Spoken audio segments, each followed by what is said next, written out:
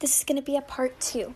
They also did another study on hamsters in small cages and found that hamsters in small cages under the minimum have higher body temperature, which means chronic stress. You're also spending more money if you get a smaller cage because you're going to have to be cleaning once a week, which causes stress in your hamster, and with large cages you don't have to do that. And you don't have to pay a lot of money to get large cages because bin cages are a really cheap choice. And also saying that it's too expensive, you should be able to afford your animal's basic needs. And also saying that you give your hamster playtime, you would have to give your hamster playtime all night, supervised, around your room or whatever, because that's when they're up and most active. Don't say the pet store told you, because pet stores sell things for profit. They do not care about an animal's well-being. It's really sad, but it's true.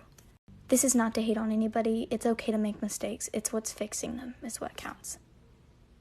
This is going to be a quick video on why hamsters need large cages. If you want to figure all this stuff out, go to Victoria Rachel's channel and watch her video on it because she goes more in depth about this. Hamsters need large cages because in the wild, they run up to 5 miles a night. And you might think, wow, they only need a wheel to do that. Well, in this time, they are foraging, burrowing, looking around, and doing things like that, so a wheel does not provide just that. If you have a small enclosure, this can lead to bar chewing, monkey barring, cage aggression, biting, and things like that, and stress and boredom. In 2007, they did a study when they put hamsters in a bunch of different sized cages and watched how their stress levels and bar chewing and all that was. And in smaller cages, they did way more bar chewing and stress. So yeah. Hamsters have only been domesticated for about 100 years and need lots of space because they're still like their wild selves. I'm going to make a part 2. Let's feed the crested gecko. As you can see, he's hungry. We'll grab a cup and his foods, which is Pangea Gecko Diet with bugs and Pangea Gecko Diet watermelon flavor. We need something to mix with, and his calcium, which is up. It's up there. We'll add some of the insect stuff, and then we'll add some of the watermelon. He likes it better, that's why I put more. I mixed everything together, including some calcium. Add water and mix. What did we get? Food's in, now I'll mist his cage. He's misted and good. Baby, come give me something, oh. Baby, come give me something, oh. Cause I can't stop loving. Baby, come give me something, oh. Baby, come give me something, oh. Cause I can't stop loving. I'm gonna show some things that can promote like natural behavior and more like a natural theme. So of course, first of all, you're gonna want like, instead of like super colorful stuff, you're gonna want just like natural looking stuff and like wood, lots of wood, and like white bedding instead of colorful, and or aspen, or like a gray maybe, or brown. And the other things are scattering their food around the cage promotes their natural behavior of actually looking for their food. You can cover some with bedding and things like that. As you can see, she's actually looking for her food. Right here I have this like hay thing, and you can scatter this around. These are like different grasses, which they would see in the wild. Putting hay around their cage promotes like nibbling and natural behavior. Water bowls are natural. Spreading herbs around their cage. And putting like oat sprays, millet sprays, and things like that gets foraging. And these little DIY. Let's talk about bowls and bottles. Personally, I use a bowl for this hamster and I use a bottle for the other. They are both completely safe. I just like bowls better mostly. Like, I'm going to change my other hamster to a bowl too because they are more natural. And I'm trying to go for a more natural like thing for hamsters, like foraging and all that. I'm going to be saying bad things about both and good things. The first bad thing about bowls, which can be avoided, trust me, is that they get dirty really easily. But you can avoid that by cleaning them every single day. And that's what I do and what a lot of owners do. Something bad about a bottle is that it is not very natural. Some things that are said about bowls that aren't true is that the hamster will fall in. Your hamster is not that dumb. Trust me, they're gonna avoid falling in. And also, it shouldn't be that deep. Bottles are also harder to drink out of because they have to move the ball. Sorry, I can't say everything. Part 3. I'm so excited because I'm gonna have enough money to get the wheel tomorrow for my birthday. That's what I'm getting all the money for it, and I'll be able to get the new wheel and order it, but it's gonna take a good amount of time because of all the coronavirus thing to get here. But let's clean. Like always, just take everything out. Removed everything. Now I'm just gonna sweep it all up. We can just add everything back in. He brings all his chew balls down here, so I'm just gonna leave them down here anyway. And the hay thing was not dirty. I don't really fill that one up with hay that often since he doesn't really hang out down here, but I do need to still clean this. Did it, it's good. And I added him back to his cage.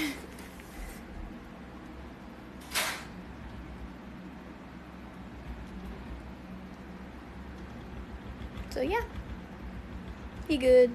Now I'll put down his main fleece. Put down the fleece. Now I'll put fleece up here. Put it down, added stuff back up here. So I did it, and I have just all this stuff in here, and then right there and up here. I need to go clean hay box. We'll put aspen and hay. So I put his little tree in, but I'm gonna put the rocks in. Put it right there. So that's done. Come back for part 3, I think. Yeah. We gotta clean Merlin's cage. We have these 2 fleeces for the smaller part, and then this one for the bigger part, and then this towel for an absorbent layer. And then he's gonna take a dust bath. Oh, sorry, buddy. We're gonna take everything and put it into the hay box, which needs to be cleaned.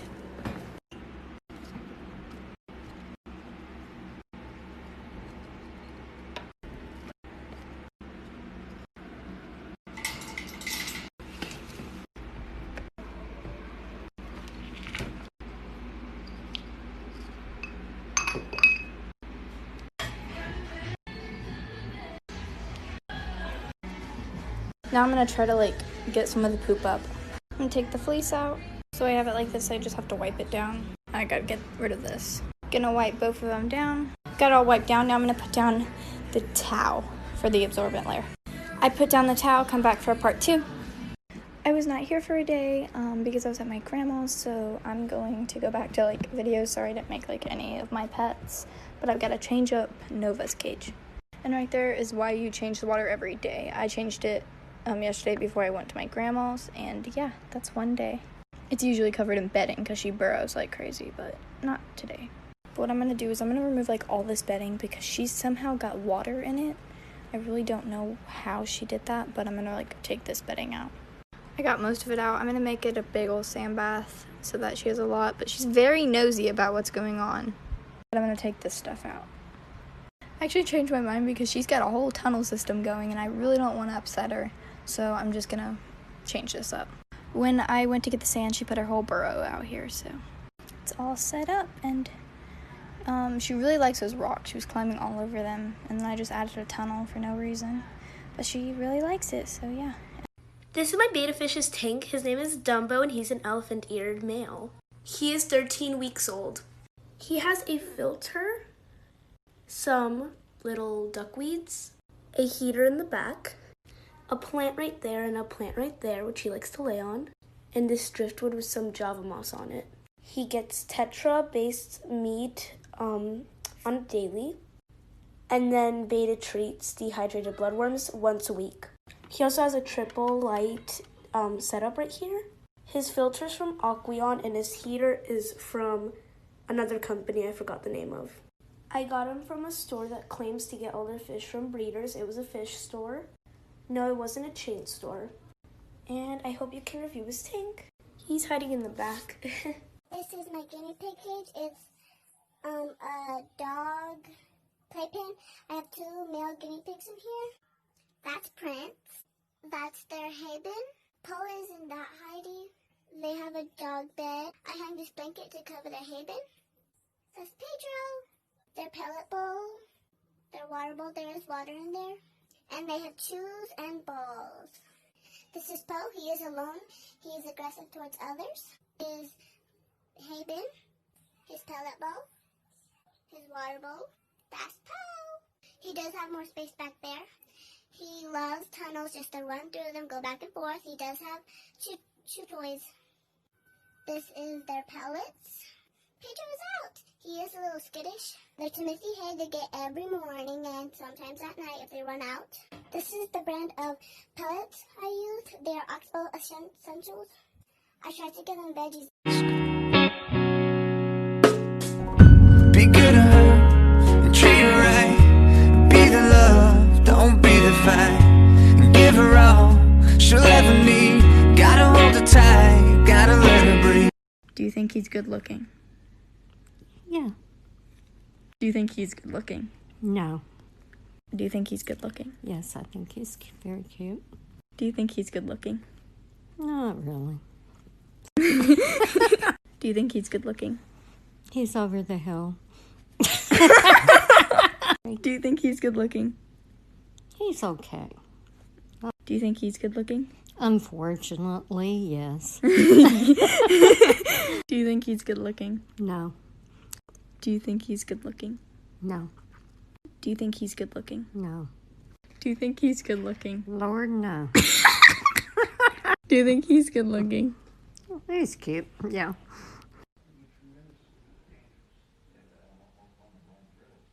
Go follow my Instagram for the pets.